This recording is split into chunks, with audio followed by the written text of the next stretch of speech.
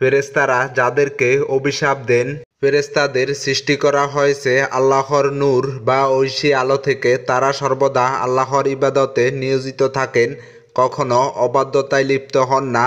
ফেরেশতারা আল্লাহর কাছে যাই প্রার্থনা করেন তাই কবুল করা হয়। আল্লাহর এমন কিছু প্রিয় বান্দা আছেন যাদের জন্য ফেরেশতারা প্রতিনিয়ত দোয়া করে থাকেন। আবার এমন কিছু দুর্ভাগা ও হতভাগা ব্যক্তি আছেন যাদের জন্য ফেরেশতারা বদদোয়া করে থাকেন। তাদের নিয়ে আলোচনা করা হলো। এক, কাফের ও মোরতাদ যারা আল্লাহ ও তার রাসূলকে অস্বীকার করে এবং এর উপর মৃত্যুবরণ করে তাদের জন্য রয়েছে অভিশাপ। পবিত্র কোরআনে আল্লাহ তাআলা ইরশাদ করেছেন, নিশ্চয় যারা কুফরি করেছে এবং কাফির অবস্থায় মৃত্যুবরণ করেছে তাদের উপর আল্লাহ, ফেরেশতা ও সব মানুষের লানত। সূরা বাকারা আয়াত নাম্বার 161। 2, এলেম গোপনকারী যারা এলেম জ্ঞান গোপন করে বা বিকৃত করে তাদের জন্য আছে কঠিন হুঁশিয়ারি ও ফেরেশতাদের অভিশাপ। আল্লাহ বলেন, নিশ্চয় যারা আমার নাজিলকৃত উজ্জ্বল নির্দেশনাবলী ও হেদায়াত গোপন করে, যদিও আমি কিতাবে তা মানুষের জন্য সুস্পষ্ট রূপে বর্ণনা করেছি, তাদের প্রতি আল্লাহর লানত বর্ষণ করেন এবং অন্য লানতকারীরাও ফেরেশতারাও লানত করেন। সূরা বাকারা আয়াত নাম্বার 159। 3, যারা সাহাবাদের গালি দেয়। সাহাবায়ে কেরাম ছিলেন রাসূলুল্লাহ সাল্লাল্লাহু আলাইহি ওয়াসাল্লামের বিশ্বস্ত সহযোগী। তাদের ব্যাপারে আল্লাহ ও তার রাসূল সাল্লাল্লাহু আলাইহি ওয়াসাল্লাম প্রশংসা করেছেন। তারা ছিলেন প্রকৃত দ্বীনের ধারক ও বাহক।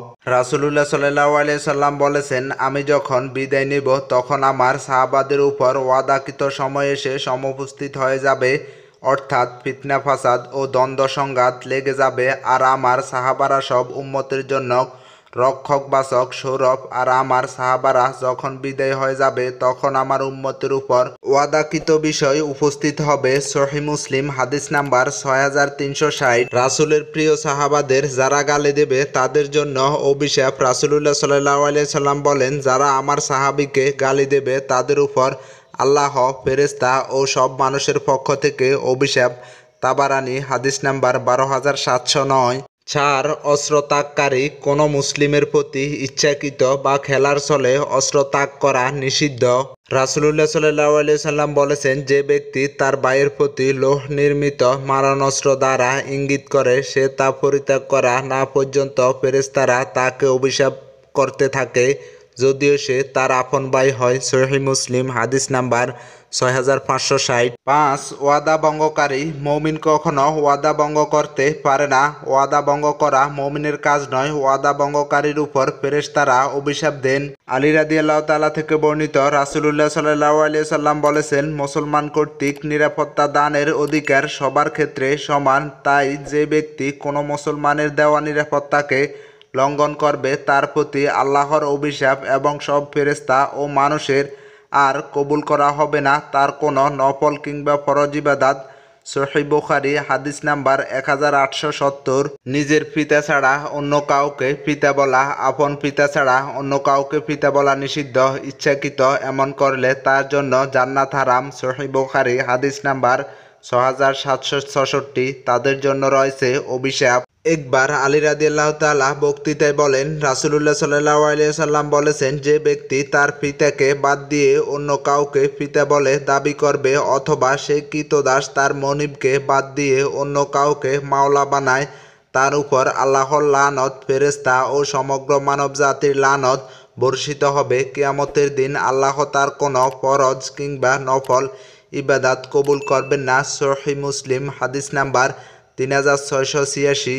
7, অবাধ্য স্ত্রী। স্বামী স্ত্রী একে অন্যের পোশাক স্বরূপ পারস্পরিক ভালোবাসা আল্লাহ প্রদত্ত নিয়ামত। একে অপরের অটুট বন্ধনের মাঝে কখনো চিড় ধরে, সম্পর্কর মাঝে বাটা পড়ে, এটা স্বাভাবিক, কিন্তু একে অস্বাভাবিক পর্যায়ে নিয়ে যাওয়া অপরাধ।